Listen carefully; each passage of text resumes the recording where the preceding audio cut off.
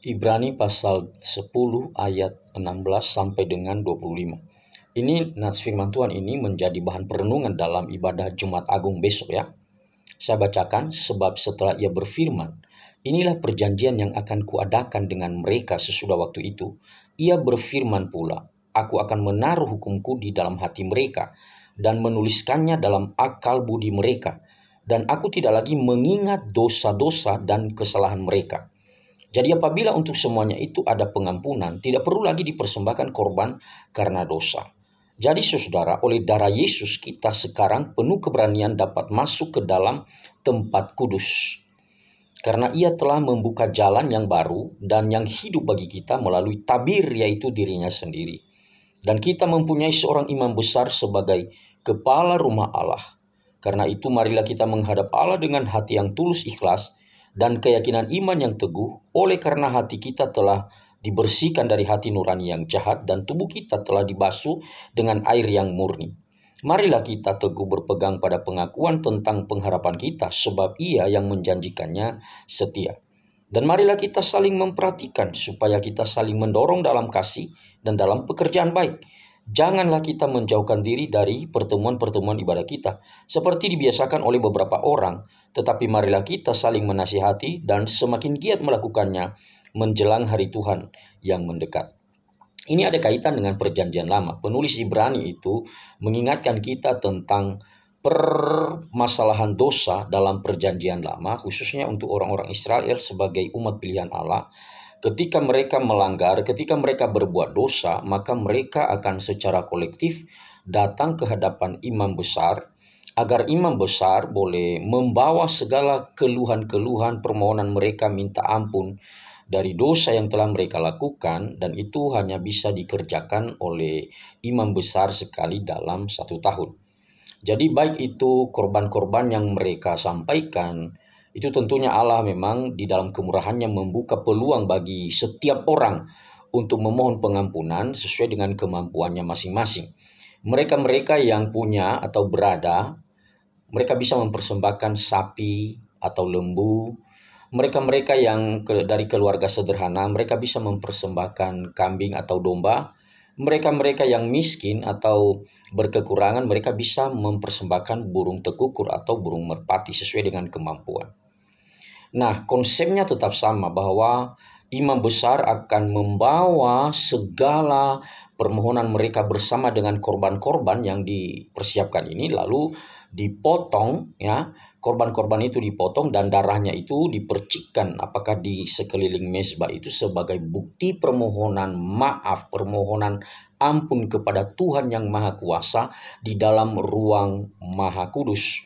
Baik itu di dalam kemah-kemah suci ataupun di dalam bait Allah nanti di zaman-zaman berikutnya. Jadi di dalam penyusunan tatanan daripada bait Allah ataupun kemah suci itu ada yang disebut sebagai tempat Maha Kudus, ruang Maha Kudus. Dan ruang Maha Kudus itu telah dibatasi oleh, kalau di dalam bait Allah itu ada tabir pembatas, di mana yang bisa lolos masuk dalam ruang Maha Kudus itu untuk membawa korban pengampunan dosa kepada Tuhan hanyalah imam besar, dan itu pun hanya sekali dalam 1 tahun. Nah, sekarang penulis Ibrani itu mencoba mengkontraskan hal itu kepada kita, bahwa kalau dalam perjanjian lama orang-orang harus berbuat seperti itu dengan berbagai macam aturan untuk memohon pengampunan kepada Allah di dalam dosa yang telah mereka perbuat. Hari ini melalui pengorbanan Yesus di atas kayu salib, tidak lagi kita mengulangi hal-hal yang sama. Makanya dikatakan tadi bahwa aku akan menaruh hukumku di dalam hati dan menuliskannya dalam akal budi. Bukan lagi melalui tindakan-tindakan praktis atau hukum-hukum yang harus dikerjakan itu sekarang setelah di dalam Kristus. Karena apa? Karena Kristus sudah menggenapi semua jenis pengorbanan itu. Kalau di dalam perjanjian lama itu memakai sarana atau memakai instrumen seperti misalnya korban, apakah itu burung, apakah itu domba, apakah itu sapi atau lembu. Sekarang pengorbanan Yesus Kristus itu memenuhi semua korban-korban yang sederhana itu di dalam perjanjian lama. Jadi kepenuhan daripada korban itu mewujud di dalam Yesus Kristus. Makanya tidak secara kebetulan bahwa Yesus ketika mati di atas kayu salib, dia harus mencurahkan darah di atas itu. Memang benar sejak dia ditangkap, lalu dia dipukul, lalu dia dicambuk, kita tidak bisa memungkiri hal itu bahwa Yesus sudah mengeluarkan darah. Ya, bahkan di dalam doanya di Taman Getsemani itu ditengarai bahwa nuansa darah itu sudah dicurahkan ya sejak dia berdoa di Taman Getsemani, dengan dikatakan oleh firman Tuhan peluhnya itu seperti darah. Dan di dalam perjalanan menuju Golgota, dia juga mengeluarkan darah di situ melalui pukulan-pukulan, melalui hajaran-hajaran yang diberikan orang kepadanya. Nah, tetapi tidak secara kebetulan di atas kayu salib pun Yesus juga mengeluarkan darah secara konkret di sana. Ketika kegelapan itu melanda bumi karena kematian Yesus, lalu ada gempa bumi, para tentara Romawi itu ingin supaya Yesus ini jangan melarikan diri dari atas kayu salib itu. Maka ada yang mengusulkan, mari kita patahkan kakinya. Maunya besi akan dipukulkan pada kakinya sehingga dia tidak bisa melarikan diri di atas kayu salib itu. Tapi ada tentara yang mengusulkan enggak seperti itu. Kita harus pastikan kematiannya sehingga apapun yang terjadi, gempa bumi, gelap gulita dan apapun misalnya, dia tetap tidak bisa melarikan diri. Kenapa? Kita pastikan kematiannya. Makanya dia ditikam, ya, diambillah tombak atau diambillah alat untuk membunuh itu, maka ditikamkanlah di lambungnya itu. Darah tercurah dari atas kayu salib. Kejadian itu bukan hanya istilahnya peristiwa yang kebetulan, karena memang sudah dinubuatkan di dalam perjanjian lama. Apakah itu tentang tulangnya yang tidak dipatahkan? Itu kan ada di dalam Mazmur. Dan juga bahwa darah harus tercurah dari atas kayu salib karena dia adalah korban yang sesungguhnya. Dia harus menunjukkan, dia harus dalam dirinya sendiri mengeluarkan darah sebagai pemenuhan segala liturgi, seremoni, upacara dalam perjanjian lama yang tetap dilaksanakan oleh orang-orang Israel pada zaman itu. Nah, sekarang di dalam kematian Yesus Kristus ini, pribadi yang unik ini telah menggenapi, memenuhi semua tuntutan tentang cara-cara pengorbanan yang seperti itu. Dia harus mengeluarkan darah. Makanya nanti di dalam kitab Wahyu dia disebut sebagai anak domba Allah. Anak domba Allah. Bahkan di dalam 1 Petrus pasal 1 ayat 18 sampai 19, di situ dikatakan kan bahwa kamu ditebus bukan dengan barang yang fana, tapi kamu ditebus oleh darah anak domba yang tidak bercela. Dan siapa anak domba yang tidak bercela itu? Yaitu Yesus Kristus. Nah, sekarang di dalam pekerjaan Yesus ini kita diberi ruang. Untuk apa? Supaya kita bisa datang kepada Tuhan secara leluasa. Kalau orang-orang dalam masa perjanjian lama, mereka harus bergantung kepada imam besar yang hanya bisa mampu datang kepada Allah sekali dalam 1 tahun. Sekarang melalui kematian Yesus Kristus itu diberi kesempatan kepada kita untuk kita bisa datang kepada Tuhan dengan sendirinya tanpa harus bergantung dari orang lain.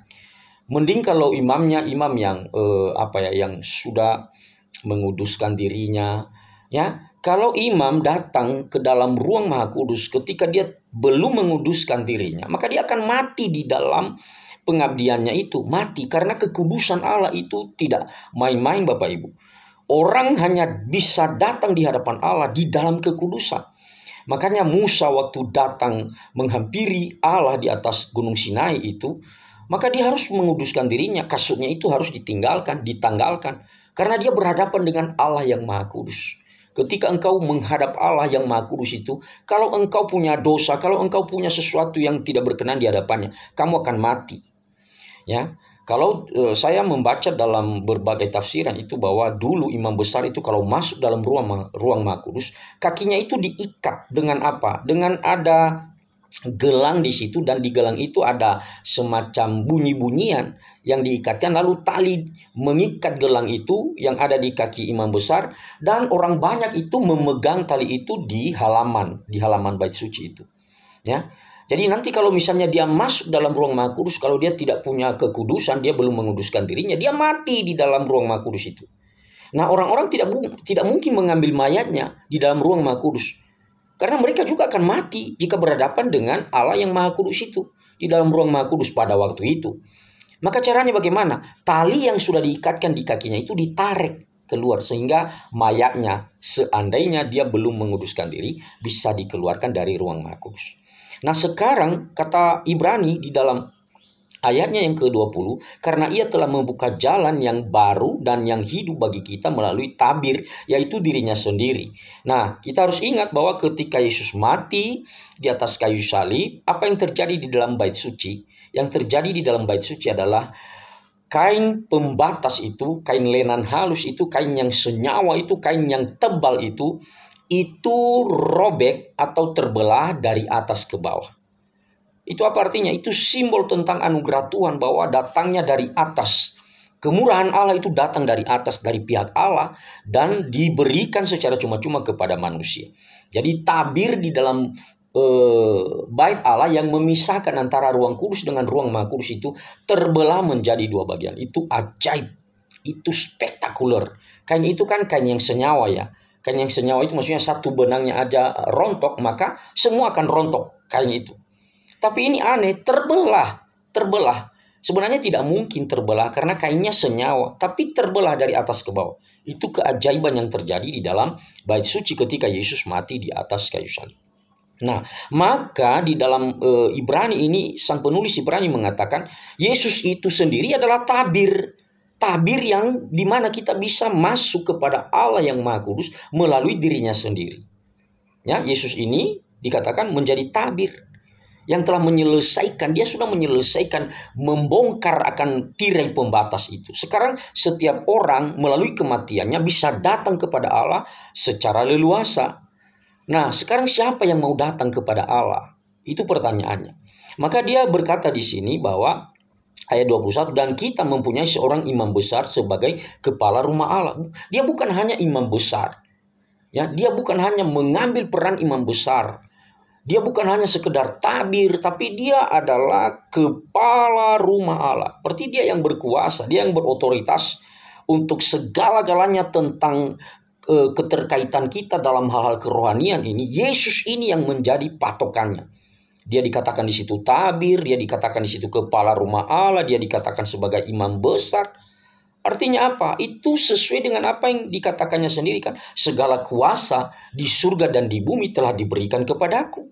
Matius pasal 28. Jadi saudara, keagungan karya Yesus ini bagi dunia begitu besar. Kematiannya di atas kayu salib itu luar biasa dampaknya itu. Kalau dia tidak mati di atas kayu salib, semua kita akan dibinasakan, dihukum karena dosa-dosa kita. Karena kita semua kan berdosa. Itu kalau kita misalnya lihat ringkasan daripada ajaran gereja-gereja reformnya, ya, yang mereka ringkas dalam tulip itu, tulip.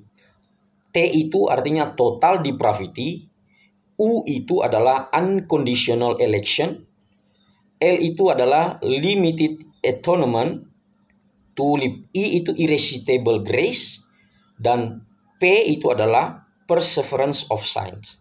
Artinya apa? Bahwa dari T itu total depravity, kita ini semua tercemar karena dosa. Apapun yang kita lakukan adalah tidak bisa mencapai standar yang dikehendaki oleh Allah. Standar yang dikehendaki oleh Allah kan sempurna dan kudus.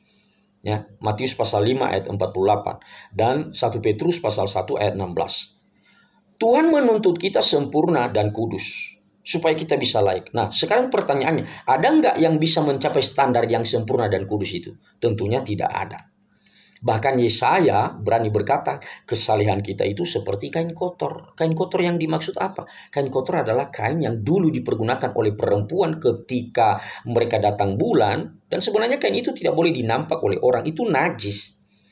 Maka Yesaya berani berkata, kesalehan kita itu seperti kain kotor yang dimaksud. Artinya apa? Semua manusia dalam bentuk apapun usaha-usaha yang dia lakukan tidak akan pernah bisa mencapai standar yang dikehendaki oleh Allah. Bahkan saya berani berkata itu adalah seperti kain kotor di hadapan Tuhan. Kesalehanmu itu seperti kain kotor di hadapan Tuhan. Satu-satunya pengharapan adalah di dalam Yesus Kristus ini. Makanya penulis Ibrani berani berkata seperti itu. Marilah kita datang kepada Allah sekarang dengan hati yang ikhlas. Kenapa? Kita ini sudah dimurnikan, sudah diselesaikan permasalahan dosa kita oleh Yesus. Bahkan dikatakan dalam ayatnya yang ke-22 itu, hati kita telah dibersihkan dari hati nurani yang jahat. Ketika Yesus mati di atas kayu salib, dia memberikan kita pengampunan. Nah, sebenarnya bagi orang yang percaya kepada Yesus sekarang, dia harus dikuduskan, dia harus bertobat, dia harus membersihkan dirinya. Dia harus bersih di hadapan Tuhan. sehingga dia bisa layak, sehingga dia bisa dilayakkan datang untuk menghampiri Allah yang kudus itu. Maka penulis Ibrani mengatakan di sini, marilah kita berpegang teguh pada pengakuan tentang pengharapan kita. Kenapa? Pengharapan kita itu adalah pengharapan yang kita pertaruhkan di dalam Kristus, yang dikatakan di situ adalah yang menjanjikannya, sebab Ia yang menjanjikannya adalah setia. Yesus memberikan jaminan atau janji tentang penyelamatan itu. Setelah dia mati di atas kayu salib, siapa yang percaya kepada Aku tidak akan binasa, melainkan beroleh hidup yang kekal.